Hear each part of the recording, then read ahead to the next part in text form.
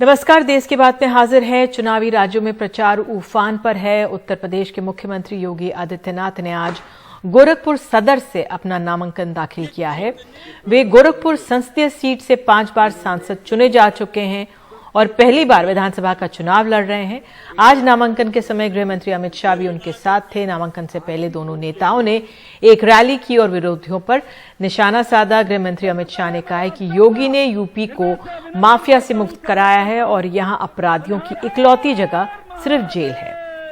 तो दूसरी तरफ समाजवादी पार्टी के अध्यक्ष अखिलेश यादव और आरएलडी अध्यक्ष जयंत चौधरी आज आगरा पहुंचे हुए थे और वहां साझा प्रेस कॉन्फ्रेंस कर बीजेपी पर निशाना साधा। जयंत चौधरी ने मुख्यमंत्री योगी के बयान पर पलटवार करते हुए कहा कि किसानों और नौजवानों के साथ अन्याय हुआ है, ऐसे में उनकी गर्मी कैसी निकलेगी जो नौकरी मांग रहे हैं। वहीं अखिलेश यादव ने कहा कि दरअसल मुख्यमंत्री जनता से अपनी गर्मी उतारने को कह रहे हैं ताकि उत्तराखंड वापस जा सके। उधर कांग्रेस की प्रियंका गांधी ने डोर टू डोर कैंपेन आज की है। गाजियाबाद में प्रचार करने पहुंची। साहिबाबाद में कांग्रेस की उम्मीदवार संगीता त्यागी हैं और राहुल गांधी भी गोवा में हैं, वर्चुअल रैली कर रहे हैं, शायद पणजी में हैं। बीजेपी और कांग्रेस के बीच में है, बाकी पार्टियों के बीच में नहीं है। तो आप अपना वोट जाया मत कीजिए, क्योंकि अगर आप अपना वोट जाया करेंगे तो फिर आपका ही नुकसान होने वाला है। हम चाहते हैं कि फुल मेजॉरिटी से कांग्रेस पार्टी की यहां सरकार बने। हर एक वोट कीमती है। हमें फुल मेजॉरिटी चाहिए, तो आपको वोट जाया नहीं करना है। कांग्रेस पार्टी को वोट दीजिए, मिल के लड़िए और एक नया गोवा, एक नई सरकार जो आपसे मिलकर आपकी बात सुनकर निर्णय ले, उस तो योगी आदित्यनाथ गोरखपुर में 5 बार के सांसद रह चुके हैं। अब एक सीट से विधानसभा के लिए चुनावी मैदान में हैं, लेकिन वहां के युवाओं का क्या कहना है, आइए सुनते हैं। हम इस वक्त गोरखपुर में है। गोरखपुर अहम इलाका उत्तर प्रदेश का, योगी आदित्यनाथ का गढ़, यहाँ मठ है और यहाँ पर युवा क्या कह रहे हैं, गोरखपुर के दिल में क्या है। हमारे साथ कुछ युवा भी हैं और कुछ और लोग, यहाँ के सब लोग यहाँ पर आनंद ले रहे हैं, चाय पी रहे हैं, दूध पी रहे हैं। ठंड का वक्त है, योगी जी ने नामांकन दायर कर दिया है। समाजवादी पार्टी से कौन लड़ेगा इसका पता नहीं है, लेकिन क्या मुद्दे हैं चुनाव में? क्या सिर्फ और सिर्फ कानून व्यवस्था की बात होगी, जिन्ना पाकिस्तान की बात होगी, क्या युवाओं की बात होगी? क्या लग रहा है, क्या मुद्दे हैं गोरखपुर में? मुद्दा ये है जो रोजगार है, जैसे इस देश का जो सबसे बड़ा रोजगार है वो रेलवे है। ठीक, इन्होंने प्राइवेट करने का काम किया। फिर कोयला है, कोयले का खदान बेच दी इन्होंने। माननीय हमारे मोदी जी ने बोला था कि हवाई चप्पल पहनने वाले आप लोग को जहाज़ पे उड़ाऊंगा, जहाज़ भी बेचने का इन्होंने काम किया। मैं उस पूरे जनता से बताना चाहता हूँ, आज कुछ दिनों में ये पेट्रोल जो है कि 107 रुपये लीटर करके, जो कि 80 रुपया था, 107 रुपये लीटर करके 95 ला दिए। तो जनता सोच रही है कि पेट्रोल का जो है दाम घट गया है, लेकिन भैया घटा कहाँ है, 15 रुपये अभी भी महंगा है। अगर ये सरकार नौजवानों की अगर हित में काम करती तो मैं जानता है सरकार सबसे अच्छी सरकार है। किसानों के लिए अगर काम करती, अगर इस देश का सबसे अगर मूलभूत आधार है, अगर सबसे जो हम सबको आगे बढ़ाने का जो सबसे बड़ा जो आधार है, किसान है, नौजवान है, तो ये सरकार किसान और नौजवानों को एकदम दबाने का, एकदम दमनात्मक तरीके से वंचित करने का, दबाने का काम कर रही है। काम क्या करते हैं आप? पढ़ाई कर रहे हैं? मैं पढ़ाई कर रहा हूँ, मैं स्टूडेंट हूँ, इस समय भी फार्मा करता हूँ। भी फार्मा कर रहे हैं जी। और लोगों से बात करते हैं। यहाँ कुछ वरिष्ठ लोग भी खड़े हुए हैं। सर, ये दोनों लड़के तो नाराज लग रहे हैं। एक यूनिवर्सिटी, दोनों यहीं पढ़ते हैं, यहीं के छात्र हैं, कह रहे हैं कुछ नहीं हुआ, रोजगार नहीं है, युवा नौकरी मारते हैं तो लाठी मिलता है। सबसे पहले किसान की बात कर लेता हूँ। मैं चूंकि किसान हूँ, किसान का मतलब ये होता है कि खाद के लिए हम लोग दर दर भटका करते थे। खाद के तो अभी भी झांसी में एक मर भी गया, लाइन में लगे किसान। खाद की तो बड़ी मारामारी हो गई है। मैं यही संत कबीर नगर, बस्ती और गोरखपुर जितना मंडल में जाता हूँ, लगभग मैं जान रहा हूँ कि ऐसी कोई जगह नहीं है जहाँ खाद की मारामारी। मैं अपने मंडल की बात कर रहा हूँ, जहाँ मैं झांसी तो नहीं गया हूँ, लेकिन अपने यहाँ मेरे सोसाइटी पे छोटी सी सोसाइटी पर भी लगभग 5-5 ट्रक खाद परमानेंट रही है। खाद की कोई समस्या नहीं रही, बीज की कोई समस्या नहीं रही। क्या करते हैं शिव कुमार? बिजनेस करते हैं। सब बिजनेस में सब ठीक चल रहा है, आमदनी अच्छी है, कोई दिक्कत नहीं है, लॉकडाउन का कोई असर नहीं? कोई असर नहीं। किस मतलब भारतीय जनता पार्टी से बहुत संतुष्ट है? बहुत संतुष्ट है। बाबा जी से बहुत संतुष्ट है? बहुत संतुष्ट है। कुछ बताओ और क्या कुछ बताओ। हमारे भाई साहब बेरोजगारी की बात कर रहे थे, आप केवल गोरखपुर में देख लीजिए, AIIMS fertilizer, Gorakhpur medical college में आज तक यहाँ रिसर्च सेंटर नहीं था। यहाँ के डॉक्टर जो पढ़ाई करते थे वो बाहर के रिसर्च सेंटरों में जाते थे। आज रिसर्च सेंटर आपके गोरखपुर में बन गया है, यम्स हो गई, आयुर्वेद यूनिवर्सिटी हो तो गई, यूनिवर्सिटी हो गई तो रोजगार मिला। और आज भी जो मिला है।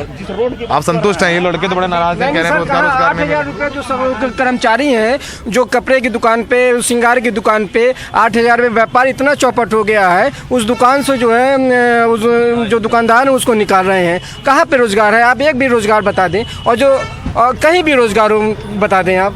अभी GST जो है 5% है, चुनाव के उसमें 12% आ गया था, और जो है चुनाव के खातिर वो डिलीट कर दिए। ये सब सीनियर तो संतुष्ट हैं, युवा नाराज लग रहे हैं। आपका क्या नाम है? युवा नाराज नहीं होंगे। मेरा नाम सर विशाल है, पूरा नाम नहीं बताऊंगा, नहीं तो आप जज करेंगे मैं किसको वोट करूंगा।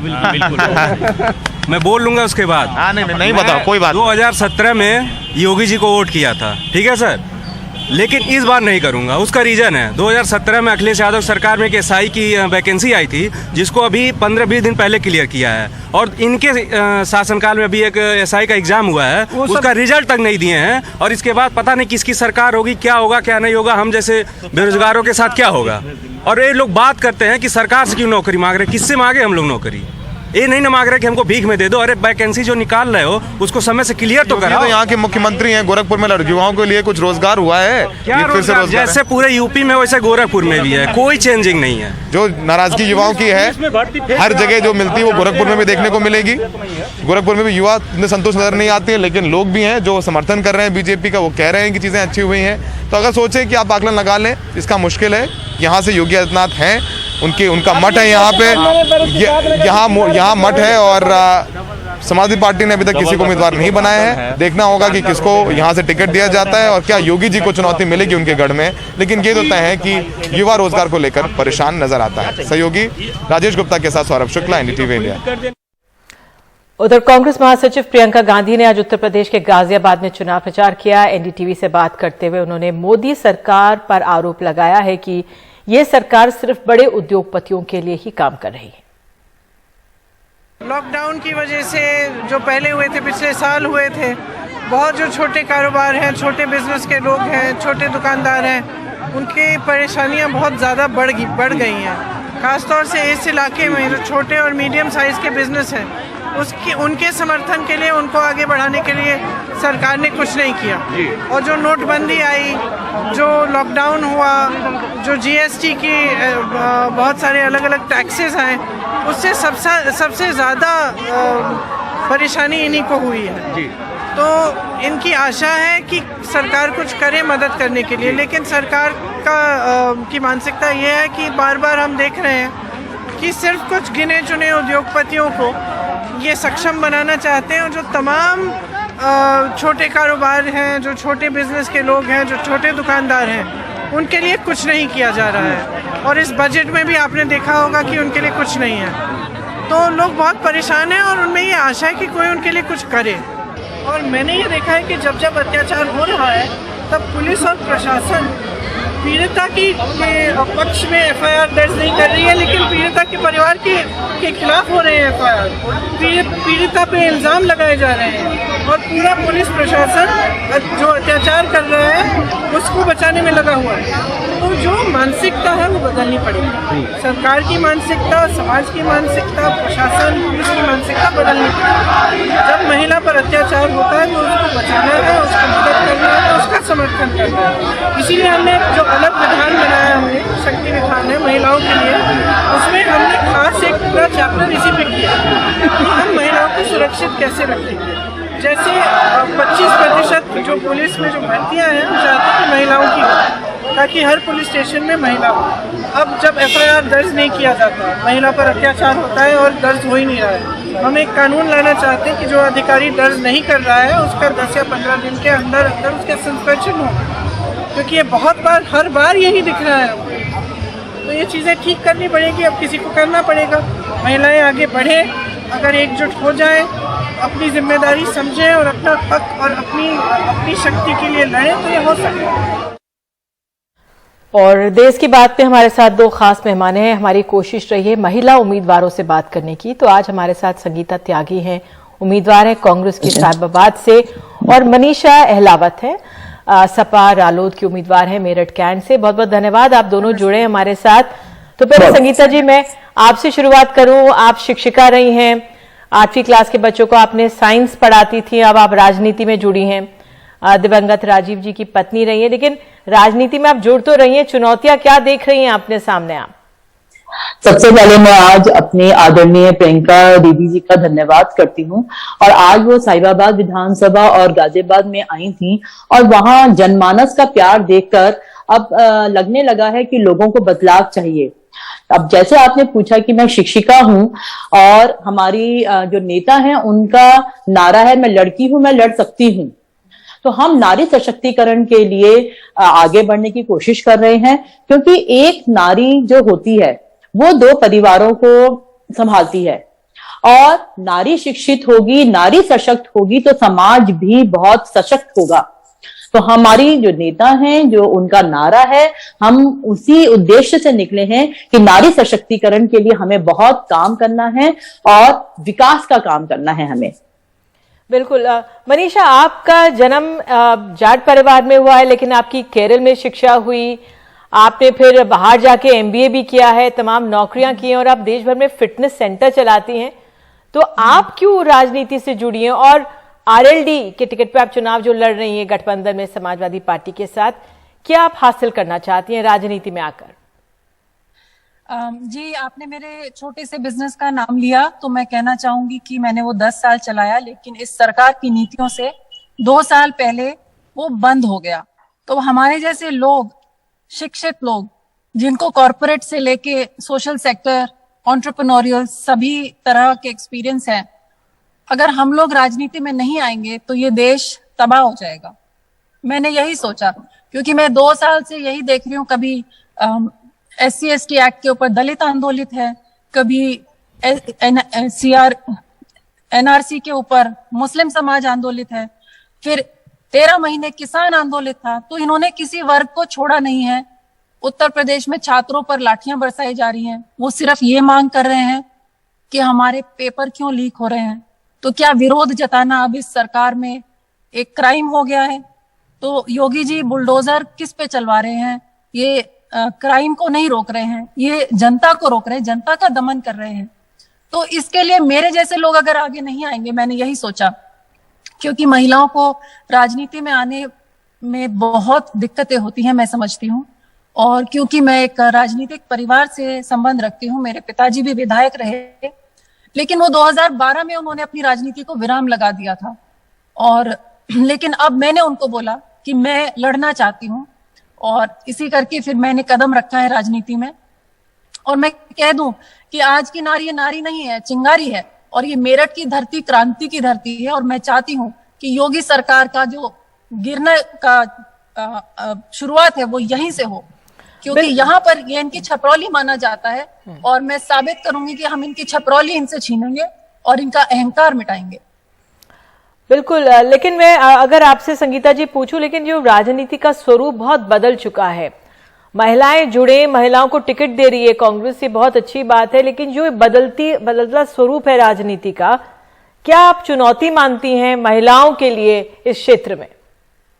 देखिए निधि जी, कांग्रेस पार्टी हमेशा से ना तो कभी कांग्रेस पार्टी ने सांप्रदायिकता की राजनीति करी है, ना जातिवाद की राजनीति करी है, ना झूठ बोलने की राजनीति करी है। कांग्रेस पार्टी हमेशा मुद्दों की राजनीति करती है और विकास की बात करती है।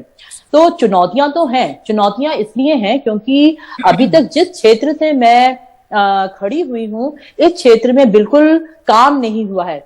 यहाँ पर ना तो स्वास्थ्य की सुविधा है, ना शिक्षा की सुविधा है, ना ही यहाँ पर स्वच्छ वो है, जैसे जो हमारे बीजेपी सरकार का स्वच्छता अभियान है वो बिल्कुल फ्लॉप हो चुका है। जहां जहां हम यहाँ पे जो क्षेत्र में जो जगह आती हैं वहां लोग गंदगी के बीच में रह रहे हैं।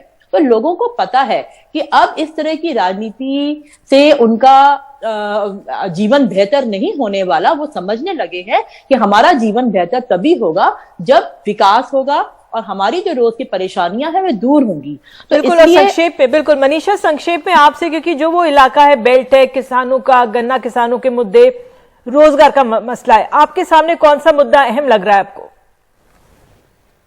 देखिए, मैं ये कहना चाहूंगी कि मेरठ शहरी इलाका है। यहाँ पे मेरे पास गांव भी आते हैं, कुछ 8-10 गांव है मेरे क्षेत्र में, लेकिन ये अर्बन कॉन्स्टिट्यूएंसी है। और आप हैरान होंगे यहाँ आकर देखकर, क्योंकि 33 साल से यहाँ भाजपा के सांसद, विधायक, महापौर इन्हीं के रहे हैं और प्रदेश में, केंद्र में इन्हीं की सरकार है। क्या इनके पास अब क्या एक्सक्यूज है कि इन्होंने यहाँ विकास नहीं कराया? विकास यहाँ देखने से, ढूंढने से नहीं मिलता। यहाँ पे वेस्ट मैनेजमेंट की कोई सिस्टम नहीं है, सड़कें टूटी पड़ी हैं। ये हाईवे के काम बात करते हैं, लेकिन लोगों के पास अपने घर से निकलते ही सड़कें गायब हैं। शहर में बिजली नहीं है, लोगों के घर में स्ट्रीट लाइट्स नहीं है।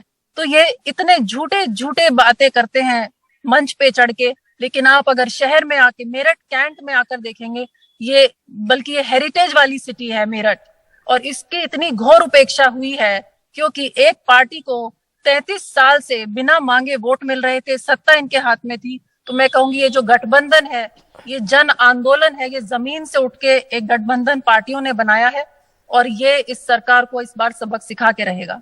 चलिए, आप दोनों जुड़े, आप दोनों को आगे के लिए बहुत बहुत शुभकामनाएं, बहुत बहुत धन्यवाद जुड़ने के लिए, और आगे के लिए शुभकामनाएं दे सकते हैं। बहरहाल मुद्दे कई हैं और हम देख सकते हैं जो महिलाओं की सोच होती है वो किस बारीकी से विकास को, बदलाव को समझती है और उस चुनौती का सामना करती है। फिलहाल देश की बात में एक छोटा सा ब्रेक ले रहे हैं और ब्रेक से आपको बता दें, ब्रेक के बाद असदुद्दीन ओवैसी ने संसद में कहा कि उनको जेड कैटेगरी की सिक्योरिटी नहीं चाहिए, ए कैटेगरी की किस तरह से शहरी इलाका उनको दिया जाए वो उनको चाहिए। एक छोटा सा ब्रेक और बातचीत की है उनसे हमारे सहयोगी ने, राजीव रंजन ने, सुनाएंगे आप।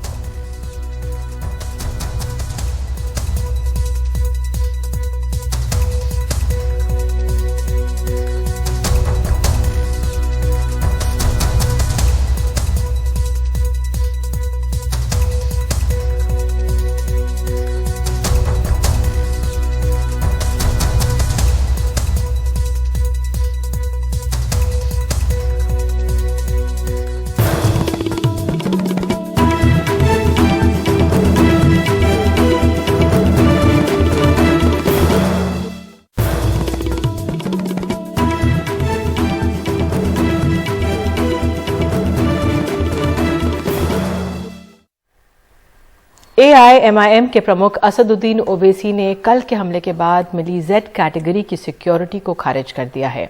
अब से कुछ देर पहले लोकसभा में असदुद्दीन ओवैसी ने कहा है, मुझे जेड सिक्योरिटी नहीं चाहिए, मुझे एक कैटेगरी का शहरी बनाइए। उनसे बात की है हमारे सहयोगी राजीव रंजन ने। हमारे साथ है असदुद्दीन ओवैसी। सर, आप पर हमला हुआ संसद के अंदर, आपने कहा कि जो सुरक्षा दी जा रही है आप नहीं लेंगे, मना कर दिया आपने, ऐसा क्यों? देखिए, हमारा मानना यह है कि भारत के संविधान में हर सरकार की संवैधानिक एक ड्यूटी है, वो शपथ लेते हैं कि हर भारत के शहरी के जान की हिफाजत करेंगे, और वो अगर निभा नहीं सक रहे और ये कह रहे हैं कि ओवैसी की जान की कीमत एक पीलू, रकबर, जुनैद और अखलाक से बढ़ के, तो हम नहीं मानते। आप भारत के हर शहरी को सिक्योरिटी दीजिए, तो तभी तमाम ये सांसद में बैठने वाले मेंबर सेफ फील करेंगे। ये जो लोग रेडिकलाइज हो रहे हैं, क्यों रेडिकलाइज हो रहे हैं? जो गोली पर भरोसा रखते, बैलेट पर नहीं रखते, जो नफरत पर भरोसा रखते, डायलॉग पर नहीं रखते। कौन सी किताब पढ़कर रेडिकलाइज हुए? खुदा ना खास्ता अगर आपके साथ को सुनिए, कोई खुदा ना खास्ता नहीं, सब मरेंगे, कोई जिंदा रहने को नहीं आया यहाँ पर। अब सुनिए हमारी बात, जब अलेक्जेंडर जिस दुनिया से गया ना, तो उसने वसीयत की थी कि हमको जब तुम हमारा अंतिम संस्कार करोगे तो हमारे हाथ खुले रखना। तो लोगों ने पूछा क्यों? तो उसने कहा कि दुनिया को मालूम हो जाए कि अलेक्जेंडर द ग्रेट उस दुनिया से खाली हाथ जा रहा है। सब जाएंगे, मगर हम जब तक जिंदा रहेंगे अपनी आवाज़ को नहीं दबाएंगे। इन जैसे जालिमों को और बुज़दिलों को लगता है कि हमारी बात से इनको तकलीफ हो रही है, कोर्ट को जाइए, पुलिस में कंप्लेन करिए। अगर आप गोली का जवाब देंगे, हमको मार भी देंगे, तब भी हम खामोश नहीं बैठेंगे। देखिए कौन लोग थे जिन्होंने हमला किया आपको? तो यही तो हम कह रहे हैं, 2 लोग नहीं है, इनके पीछे बड़े बड़े लोग हैं, इनकी तहकीकात करिए।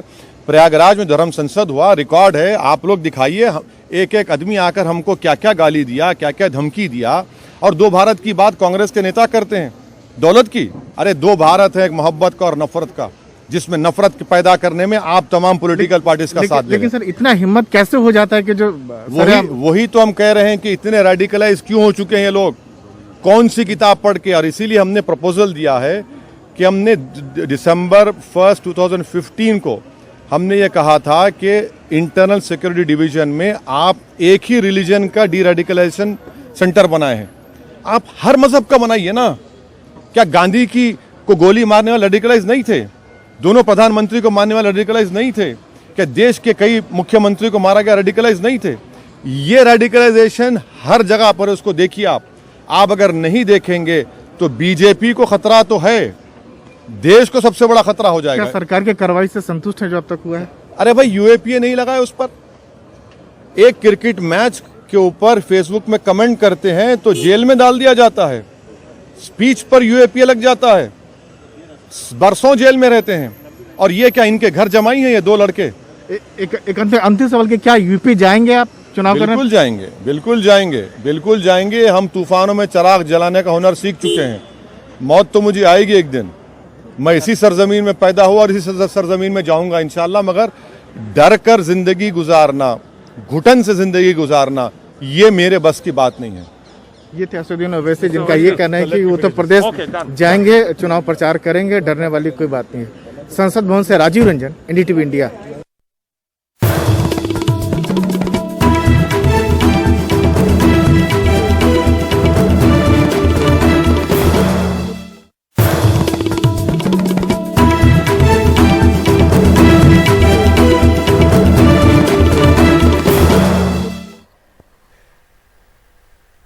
कोरोना ने एक तरफ सेहत पर घातक असर डाला है तो रोजी रोटी के नुकसान से अब तक परिवार नहीं उबर पा रहे हैं।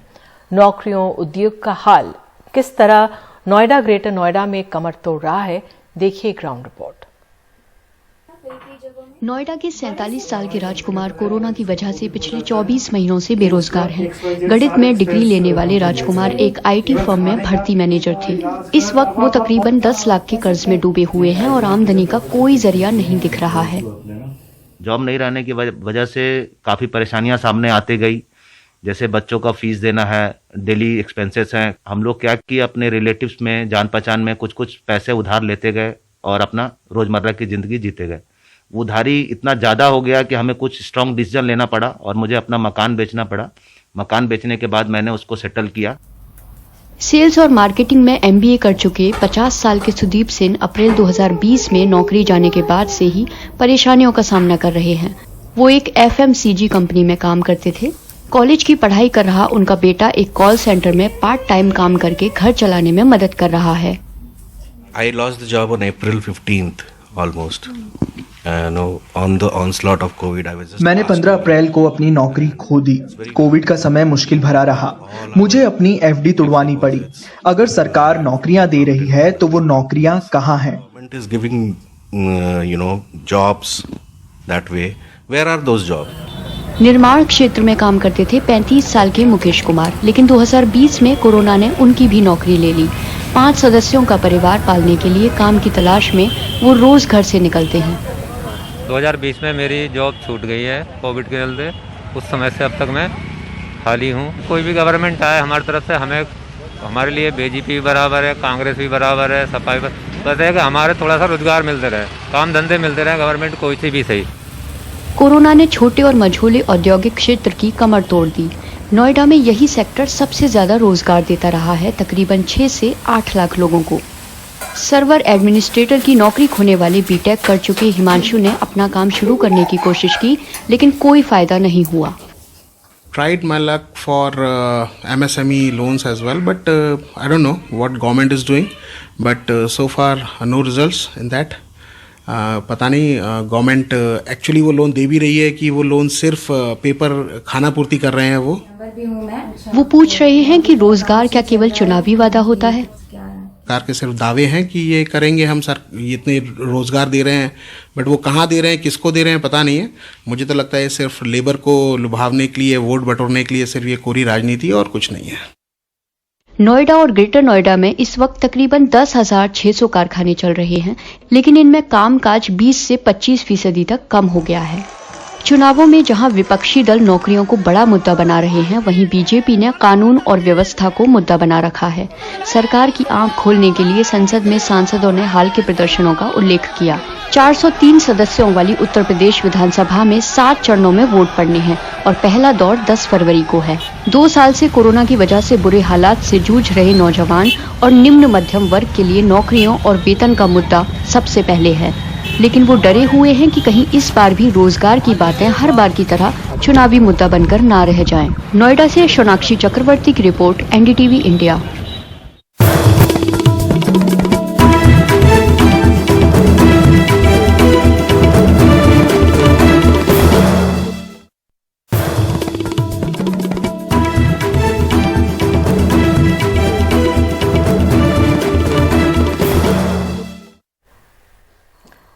तो दिल्ली में school, college, gym, spa, swimming pool इत्यादि अब खुल जाएंगे। कोरोना की तीसरी लहर के कम होते ही अब नियमों में ढील दी जा रही है। तो 2 वर्षों से ज्यादातर ऑनलाइन पढ़ाई कर रहे छात्रों के लिए ये बड़ी राहत की खबर है। डीडीएमए के मुताबिक 9वीं से लेकर 12वीं तक की क्लास 7 फरवरी से शुरू हो जाएगी। ऑफलाइन के साथ फिलहाल ऑनलाइन क्लासेस भी जारी रहेंगी। नर्सरी से लेकर 8वीं तक की क्लास 14 फरवरी से शुरू होगी। दिल्ली में 7 फरवरी से कॉलेज भी खुलेंगे। कॉलेजों की ऑनलाइन क्लासेस अब नहीं होंगी।